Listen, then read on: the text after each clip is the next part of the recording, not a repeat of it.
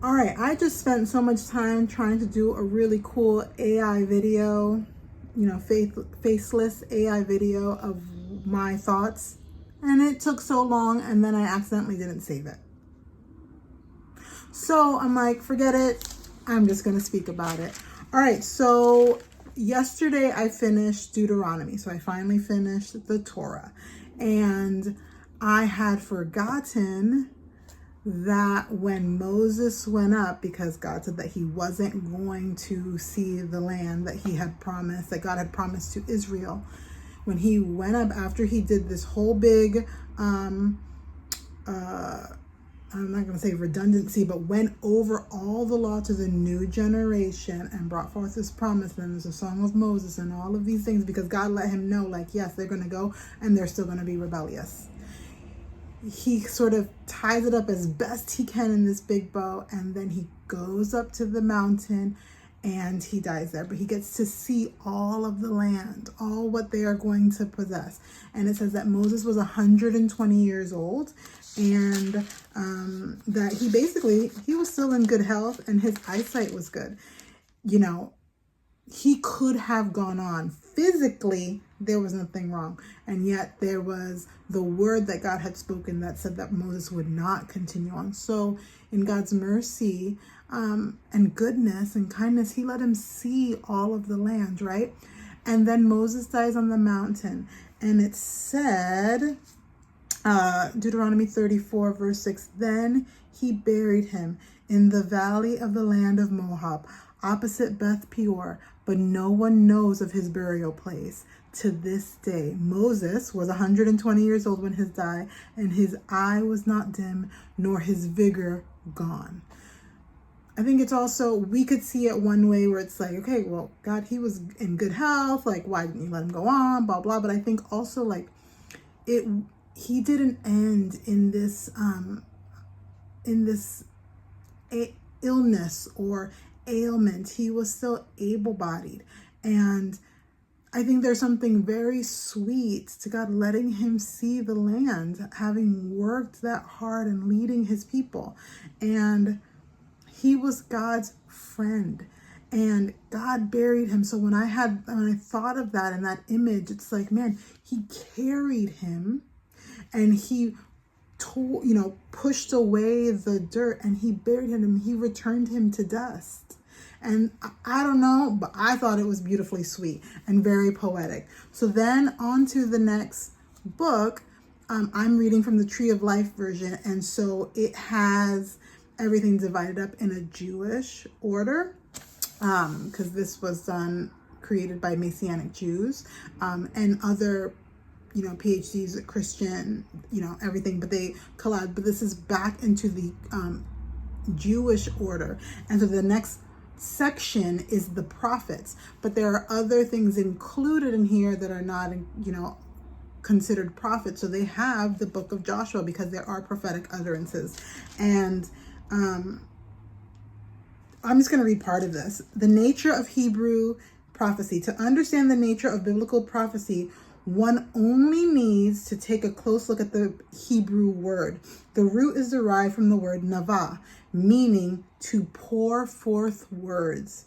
A prophet, navi, therefore is one who speaks for another, namely God. The later Greek translation is built on the Hebrew understanding, as the word prophetess or prophetess means to speak for someone else. The famous passage of scripture gives an illusion of the job of the prophet as one who speaks for God. And God said to Moses, "See, I have made you as God to Pharaoh, and Aaron your brother shall be your prophet. You shall speak all that I command you, and Aaron your brother shall speak to Pharaoh." Exodus 7, 1 through 2. I just think it's so beautiful that God continuously speaks to us, and prophecy is still happening. It might not be happening on the scale to which it was happening in biblical times, and sort of the prophecies that all of the prophets were speaking, whether you're major or minor prophet.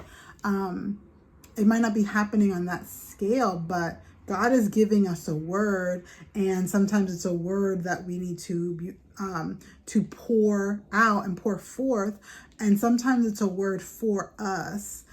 So there's, words of knowledge, prophecy, all sorts of that. And I'm not getting all into that. Wasn't prepared to speak on that. I just think that it's still happening, right? And so it goes on to talk about why it's chosen. So Samuel, I believe, obviously, and he was a prophet. Joshua, Judges, and Kings are all in this section with the prophets.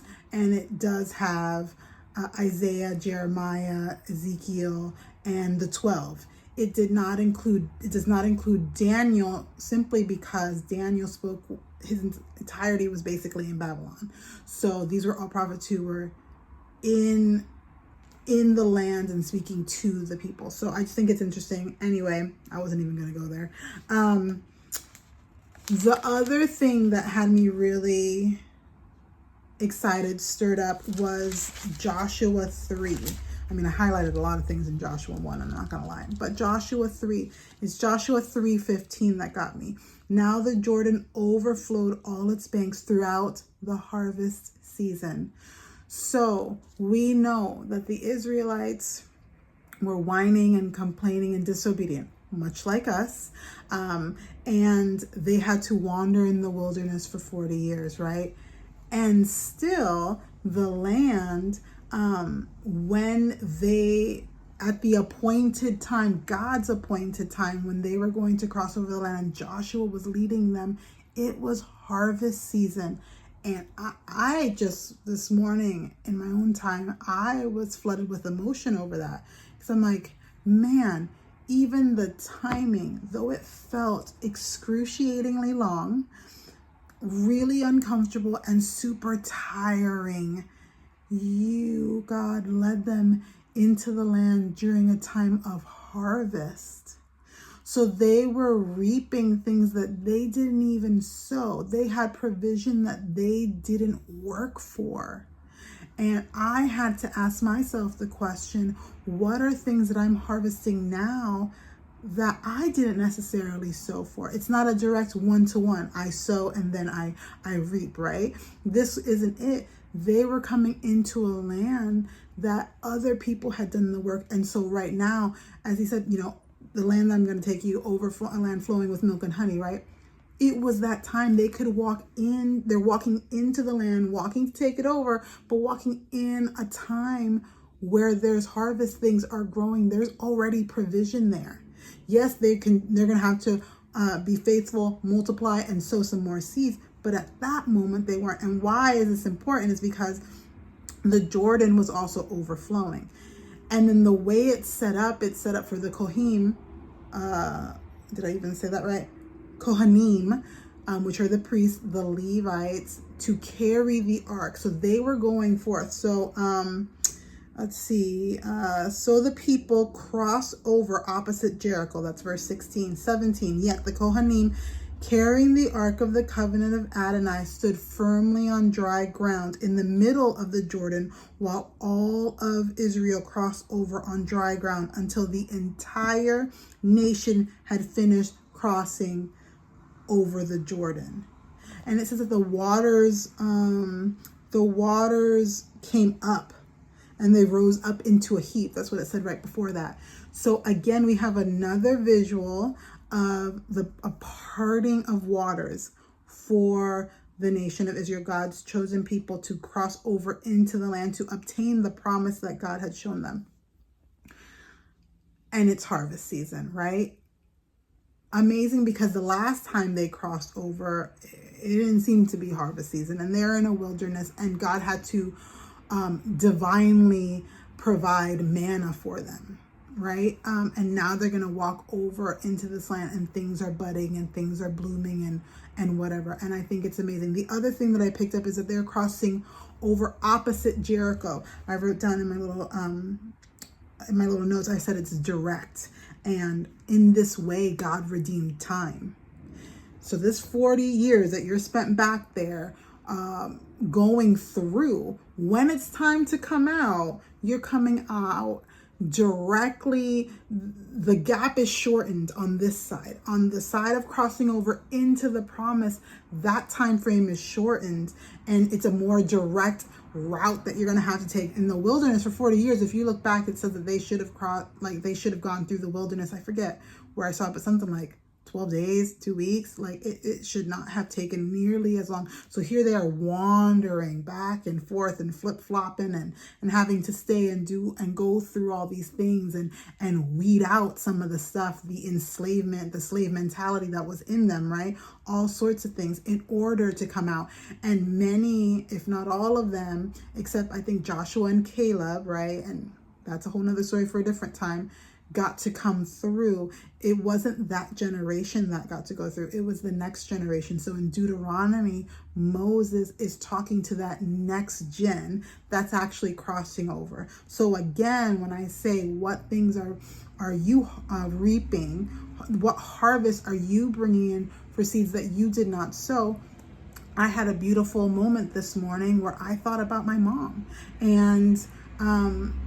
and stories that I told of how much she loved God and how much she loved the church, and she felt very loved when she was there. Her and my older aunts, who are both now in heaven, singing holy, holy, holy and having a grand old time, that they both loved and felt the love when they went to church. So I think in a beautiful way, and I don't have, because my mom passed away when I was a baby, I don't have memories of my mom.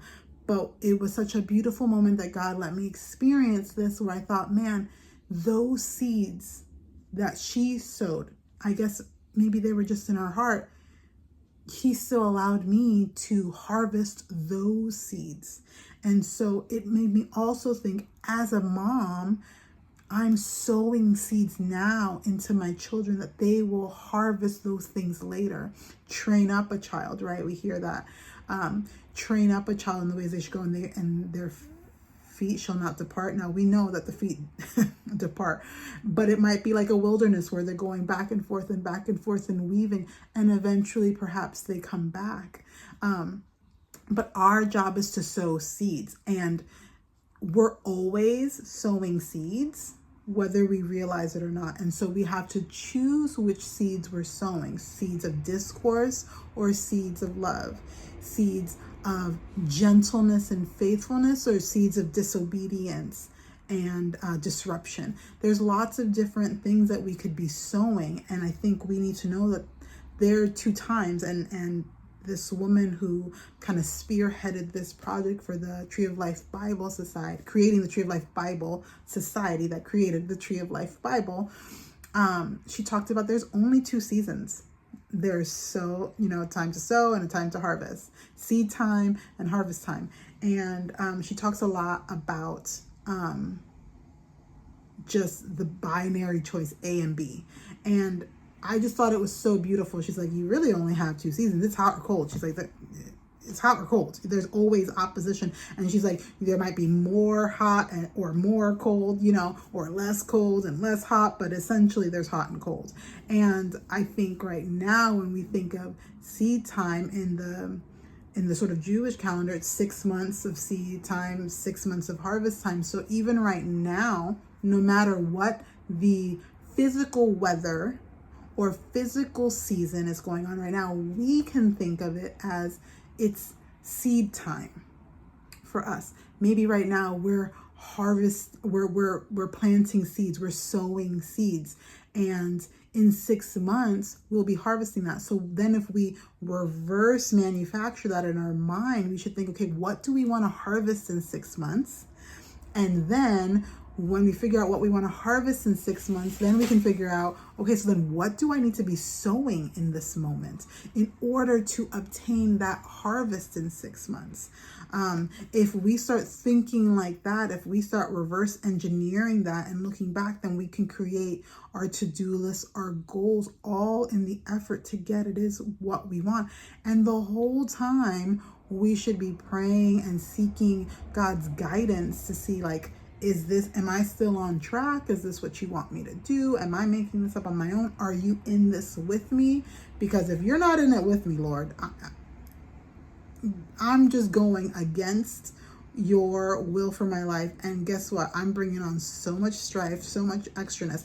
And even when you're with me, I might be experiencing some opposition, because let's not lie to the people. Things are going to be hard. Jesus said, in this world, you will have tribulation. So there's going to be that. Yet when God is with us in a thing, we have this supernatural power. We have dunamis. We have the Holy Spirit.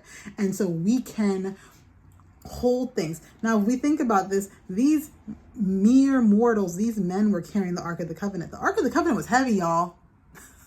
This wasn't a little thing on six. It was, then plated in gold. This thing is heavy. There's stuff in it, and they're carrying this. Why? Because God was also in this. And God is able to really carry his own weight. They might be carrying some physical weight, but the mantle of the Lord, God is helping them to carry all of that. Just like he is able to help us carry all of our things if we allow him to come in, if we humble ourselves, if we accept, Jesus into our lives and allow that. And the last video I did, I was talking about making room. Now it's like, make room for that and allow his power to work in there. And in closing, because I never have things written down, but in closing, I would say, let's look at God's timing. God's timing. It's not our timing, we know. And Lord, it seems really long. Your minute, your blink of an eye, your kairos and my chronos do not sync up, and it can be really difficult. And because we can hold tension for things, and it's always a beautiful time. And because your word does not come back and will not come back to you void, we know that the promises that you have given us will come to fruition, will come. And the more that we can get in alignment with what you have for us, then we know that we can maybe shorten that gap between the chronos and the kairos. The more we run from the thing, and I'm talking to myself, the more we run from a thing, then we make that wilderness season so much longer. We're going back, we're back trailing over here. I'm not even sure if that's a word, but we're going in reverse when we should be going forward. We're taking too long a time at the watering hole when we need to be moving. So it's just something to think about. I'm super excited. I don't know. I was just fired up, stirred up about this Joshua 3 promise and how God is just so faithful. Well, that's all. All right. This was way faster than me trying to edit an AI video. Okay, bye.